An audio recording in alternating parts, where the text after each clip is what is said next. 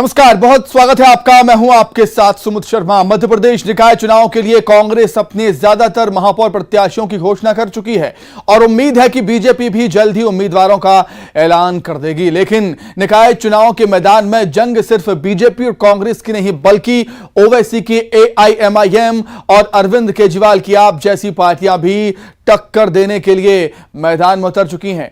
हालांकि बीजेपी और कांग्रेस इन दलों को चुनौती नहीं मान रहे हैं, लेकिन सवाल यह है कि क्या निकाय चुनाव में इनका कोई असर नहीं दिखेगा, और अगर दिखेगा तो वो कैसा असर होगा। चर्चा आज इसी पर, लेकिन सबसे पहले रिपोर्ट देखिए आप। निकाय चुनावों के ऐलान के साथ मध्य प्रदेश में चुनावी सीजन की शुरुआत हो चुकी है। निकाय चुनाव, पंचायत चुनाव और फिर अगले साल विधानसभा चुनाव माना जा रहा है कि बीजेपी और कांग्रेस के लिए निकाय चुनाव लिटमस टेस्ट की तरह है। इसके नतीजे ये बता सकते हैं कि जमीन पर किस दल की पकड़ ज्यादा मजबूत है। दरअसल सत्ताधारी बीजेपी हो या फिर विपक्ष में बैठी कांग्रेस, जीत को लेकर दोनों के दावे तो दमदार हैं, लेकिन जमीनी हकीकत का अंदाजा स्थानीय चुनावों के परिणाम से ही लगाया जा सकता है। ये बात दोनों पार्टियां भी जानती हैं, इसीलिए दोनों ने पूरा जोर भी लगाया है। लेकिन एक मुश्किल ये भी है कि चुनावी मैदान में लड़ाई सिर्फ बीजेपी और कांग्रेस की नहीं, बल्कि ओवैसी की पार्टी AIMIM और अरविंद केजरीवाल की पार्टी आप भी निकाय चुनाव में उतर चुकी है। AIMIM ने सूबे के 7 नगरीय निकायों से चुनाव लड़ने का ऐलान किया है। तो यहाँ दोनों जगह से हमको उम्मीद है कि हम यहाँ से महापौर भी निकाल सकते हैं। बीजेपी और कांग्रेस बड़ी पार्टियां हैं, ऐसे में आपका भविष्य देखो, मैंने आपको बार बार बतला रहा हूँ कि बीजेपी कांग्रेस पार्टी है, इसी तरह से ये भी एक पार्टी है। बीजेपी से, कांग्रेस से हर तबके का आदमी परेशान है। उसके पास सिर्फ तीसरा विकल्प बचा है, वो है MIM, क्योंकि लोग MIM को चाह रहे हैं। क्या ओवैसी की पार्टी कांग्रेस के मुस्लिम वोट बैंक में सेंध लगाएगी या फिर बीजेपी को इससे कोई फर्क पड़ेगा? दूसरे राज्यों में हुए कुछ चुनावों पर नजर डालें तो चुनावी मैदान में AIMIM के उतरने का फायदा बीजेपी को मिला। यहां तक कि AIMIM को बीजेपी बी टीम तक कहा गया। हालांकि सूबे के गृह मंत्री नरोत्तम मिश्रा का दावा है कि मध्य प्रदेश में पार्टी को किसी बी टीम की जरूरत नहीं है, और रही बात आम आदमी पार्टी की, तो वो पिक्चर में ही नहीं है। अब ये मैंने पहले यूपी में भी कह दिया था कि सफा साफ है, बसपा माफ है।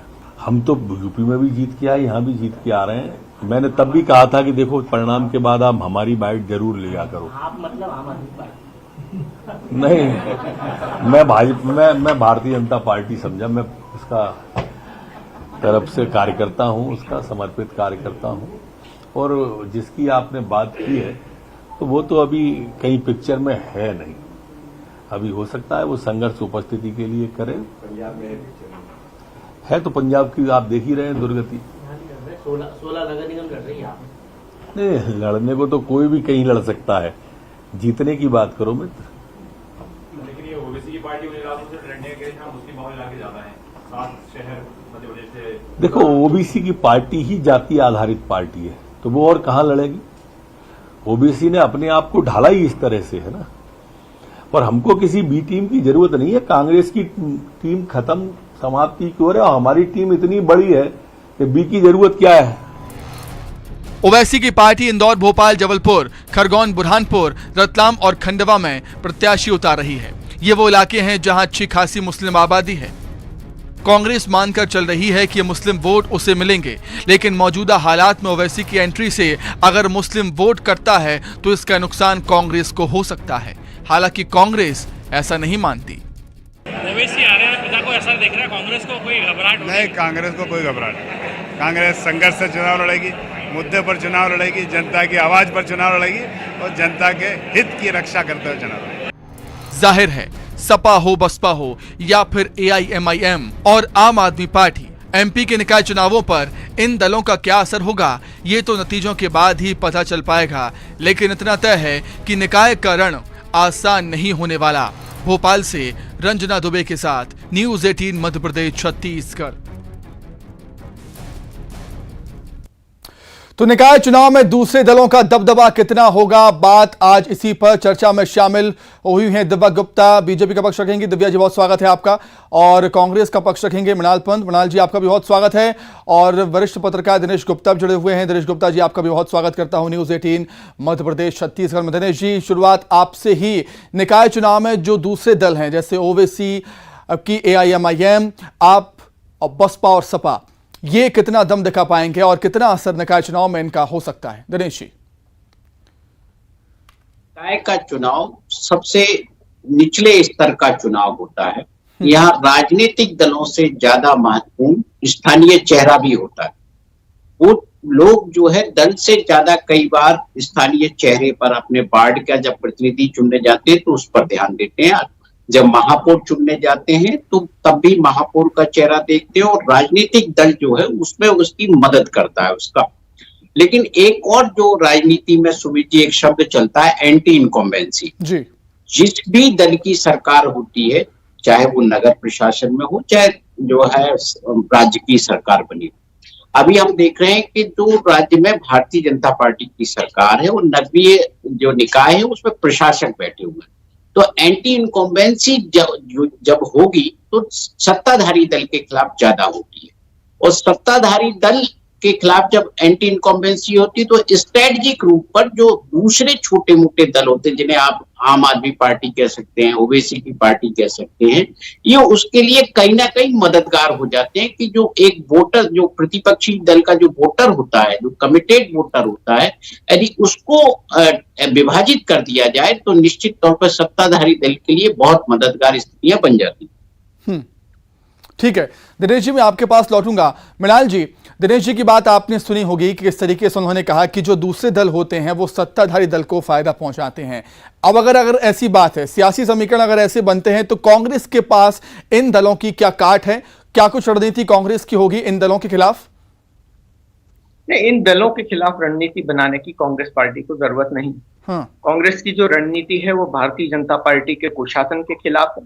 जो रणनीति है वो जनता की समस्याओं को हल करने के लिए अच्छे प्रत्याशी देने की थी, जो आपने 15 नगर निकाय के महापौर के रूप में, चेहरों के रूप में देखा है, जिला पंचायतों में देखा है और बाकी जगह भी देख रहे हैं। कांग्रेस की रणनीति है उस कुशासन के खिलाफ जहां आर्थिक तौर पे मध्य प्रदेश की जनता को लूटने के लिए अधिकारियों के साथ भारतीय जनता पार्टी ने गठबंधन बना रखा है, और है सुरक्षा के लिए जो शहरों में और ग्रामों में रहने वाले लोग हैं। तो मुद्दों को आधार बना के जनता को राहत दिलाने के लिए और भारतीय जनता पार्टी के कुशासन के दुष्चक्र से बाहर निकालने के लिए कांग्रेस पार्टी ये चुनाव लड़ रही है। हम पहले से ही कहते आए हैं कि ओवैसी जी की पार्टी, आम आदमी पार्टी, भारतीय जनता पार्टी की बी टीम है और भारतीय जनता पार्टी का उनके साथ खुला गठजोड़ है, उनको संरक्षण है। इसीलिए भारतीय जनता पार्टी के सांप्रदायिक तत्व ओवैसी जी की पार्टी के सांप्रदायिक तत्वों को प्रश्रय देते हैं। दोनों साथ मिलकर अन्याय, अशांति और दंगे फैलाने का काम प्रदेश में करते रहेंगे। आम आदमी पार्टी के पास मध्य प्रदेश में कोई चेहरा नहीं है, उनके पास कोई आइडेंटिटी नहीं है, उनके पास कोई मुद्दे नहीं है। नए दल हैं, उन्हें अपनी पैड बनाने में जगह अब समय लगेगा। चुनावी समर है, सब कोई चुनाव लड़ सकते हैं, इसलिए उनका हम स्वागत करते हैं लोकतंत्र के नाते। लेकिन वो कोई प्रभाव छोड़ पाएंगे ऐसा बिल्कुल भी नहीं लगता।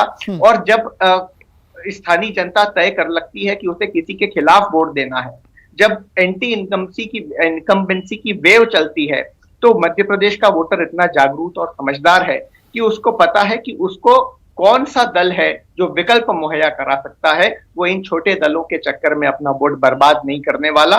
उसने निश्चय कर लिया है, बदलाव की बहार है, भारतीय जनता पार्टी को हटाना है, और इसलिए एक साथ सब कांग्रेस पार्टी के पक्ष में वोट करेंगे। ठीक है मृणाल जी, मैं लौटूंगा आपके पास। दिव्या जी, अब क्या कुछ कहेंगे आप? बार बार बीजेपी पर आरोप लगते हैं, निकाय चुनाव हो या कहीं भी प्रदेश का चुनाव हो, जब AIMIM पार्टी उतरती है चुनाव में तो वो कांग्रेस आरोप लगाती है कि ये पार्टी बीजेपी की बी टीम है। आखिर क्यों बार बार ऐसे आरोप लगाती है कांग्रेस?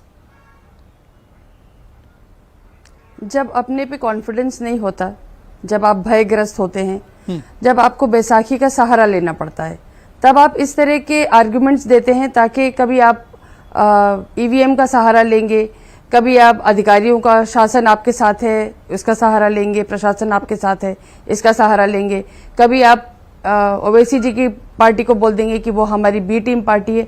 हमें आवश्यकता नहीं है इन सब चीज़ों की। देखिए, कॉन्फिडेंस है, काम करा है, ज़मीन पर उतरे हुए लोग हैं, हमारे कार्यकर्ता बहुत सजग हैं, सबल हैं, और फिर उसके बाद एक संगठन की बहुत मजबूती है जो कांग्रेस के पास बिल्कुल नहीं है। खैर, ये बात कांग्रेस का अपना विषय है, उस पर मुझे नहीं जाना है, लेकिन मैं अपनी लकीर यदि लंबी करूं तो मुझे इतना जरूर मालूम है कि हमारे अंदर जो हम अपनी योजनाओं के साथ हितग्राहियों तक पहुंचे हैं वो हमारा सबसे बड़ा कॉन्फिडेंस है। एक दूसरा, हमारे कार्यकर्ताओं की जो हमारी रीढ़ की हड्डी है, जहां तक एक संगठन की सबलता का सवाल है, वो हमारा दूसरी रीढ़ की हड्डी है। तो हमारे पास अपने आप पर एक कॉन्फिडेंस रखने के लिए या एक जीत का मंत्र हासिल करने के लिए ऑलरेडी बहुत कुछ है जिसके साथ हम जमीन पर उतरेंगे।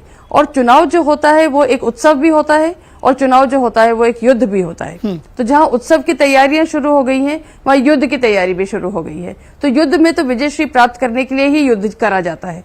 तो उसमें फिर आप आए बाएं दाएं कहीं नहीं देखते, फिर आप सिर्फ अपने लक्ष्य प्राप्ति की ओर चलते हैं और उसी की ओर अग्रसर रहते हैं। बिल्कुल दिव्या जी, क्या जो AIMIM है, आप है, बसपा है, सपा है, इनको बीजेपी चुनौती नहीं मानती?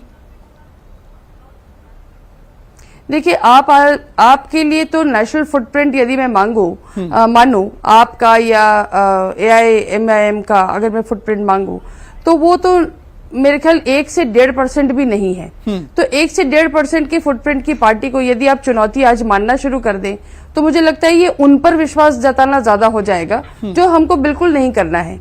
और हम ये मानते हैं कि ठीक है, प्रजातंत्र है, वो भी स्वतंत्र है और वो भी स्वतंत्रता है उनके लिए कि वो लड़े, तो क्यों ना लड़े। सबको एक चाहत होती है चुनाव में लड़ने की, तो जरूर लड़े। लेकिन अभी भारतीय जनता पार्टी एक समंदर के समान है, एक अथाह समुद्र है, और उसके आगे एक दो ही पार्टियां हैं, एक कांग्रेस है और अभी तक कम से कम मध्य प्रदेश में 2 ही पार्टियां हैं, कांग्रेस से और भारतीय जनता पार्टी है। तो हमारा सीधा मुकाबला अभी कांग्रेस से है। तो अभी इन पार्टियों को तो समय लगेगा, लेकिन मेरा सिर्फ चिंता का विषय इस बात का है कि AIMIM जब तक है तब तक ध्रुवीकरण ना हो, तब तक इस मध्य प्रदेश जो शांति का टापू है यहाँ पे कहीं कुछ गलत व्यवहार ना हो, इस बात की चिंता मुझे जरूर सताएगी। बिल्कुल दिव्या जी, मैं लौटता हूँ आपके पास। दिनेश जी, जिस तरीके से हम देख रहे हैं, चाहे बीजेपी हो या कांग्रेस हो, सभी ने अपना पूरा जोर निकाय चुनाव में लगा दिया है। क्या ये निकाय चुनाव आने वाले विधानसभा चुनाव की काफी हद तक तस्वीर साफ कर देंगे? बिल्कुल, देखिए सुमित जी, कोई भी चुनाव होता है और खासकर जब आप विधानसभा चुनाव के पहले हो या लोकसभा चुनाव के पहले हो, तो जो ग्राउंड एक्सरसाइज है वर्कर की, कोई भी पॉलिटिकल पार्टी उसका वर्कर जब मोबिलाइज करता है तो उसका रिजल्ट भी दिखाई देता है। आप देखिए कि आप जो नगरीय निकाय के चुनाव के साथ साथ ग्रामीण निकाय में भी चुनाव चले, वो भले ही गैर दलीय आधार पर है, लेकिन वर्कर मोबिलाइज है। आप कहीं ना कहीं देखेंगे ना किसी रूप में कांग्रेस का भी वर्कर दिखेगा, भारतीय जनता पार्टी का दिखेगा, और शहरी क्षेत्र तो चूंकि दलीय आधार पर है तो इसलिए वहां तो दिख ही रहा है कार्यकर्ता। तो जब एक तरह से पूरे मध्य प्रदेश में एक साथ चुनाव हो रहा है, जो सीधे 230 सीटें जो है उसको रिफ्लेक्ट करेंगे इसके जो परिणाम है। आप आधा ग्रामीण है और आधा शहरी इलाका है, तो निश्चित तौर पर ये जो टेम्पो बनेगा, जो भी नतीजे उभर कर सामने आएंगे, वो जिस राजनीतिक दल के, तो बिल्कुल यही वजह है कि दोनों ही दल काफी तैयारी कर रहे हैं निकाय चुनाव को लेकर। मृणाल जी, 2 सवाल है मेरे आपसे। एक तो ये कि जब कांग्रेस कहती है कि ओवैसी की पार्टी बी पार्टी है बीजेपी की, तो क्या इस बी पार्टी का तोड़ आपके पास है या नहीं? और दूसरा ये, क्या बी पार्टी आप इसलिए कहते हैं बीजेपी की उसको क्योंकि मुस्लिम वोटर्स को बांट देते हैं?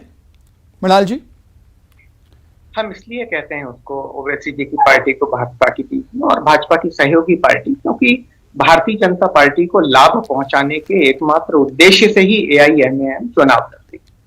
पूरे देश में चाहे स्थानीय निकाय के चुनाव हो, विधानसभा के चुनाव हो या लोकसभा के चुनाव हो, जहां जहां ओवैसी जी की पार्टी चुनाव लड़ी है वहां वहां भारतीय जनता पार्टी को सीधा फायदा हुआ है और ज्यादा से ज्यादा संख्या में भारतीय जनता पार्टी के सांसद चुनाव जीत कर गए हैं। विपक्षी पार्टियों के वोटों में डिवीजन हुआ है और इसीलिए भारतीय जनता पार्टी ओवैसी जी की पार्टी को चंदा देती है। इसीलिए उनके छोटे भाई को, जिनको देशद्रोही स्पीच के आरोप में जेल की सींचों के पीछे होना चाहिए था, भारतीय जनता पार्टी की सरकार के रहते आखिरी कमेंट लेते हैं दिव्या जी से, आखिरी 30 सेकंड। दिव्या जी, आपका जिक्र मैंने इसलिए किया क्योंकि पंजाब में विधानसभा चुनाव में जो नतीजे आए आपके किसी ने उम्मीद नहीं की होगी कि आप इतने अच्छे तरीके से जीत जाएगी वहां पर, इसलिए आपका जिक्र मैंने यहां पर किया निकाय चुनाव में। दिव्या जी, पंजाब का चुनाव इसलिए थोड़ा सा भारतीय जनता पार्टी के अनुकूल नहीं रहा क्योंकि अब तक हम अकालियों के साथ गठबंधन में थे। अकाली का गठबंधन टूटे। तो बहुत धन्यवाद आप सभी का हमारे साथ चर्चा में शामिल होने के लिए। दिव्या जी आपका बहुत शुक्रिया, मलाल जी आपका बहुत शुक्रिया, और धनवीर जी आपका भी बहुत धन्यवाद। तो हमारे खास कार्यक्रम में इतना ही। नमस्कार।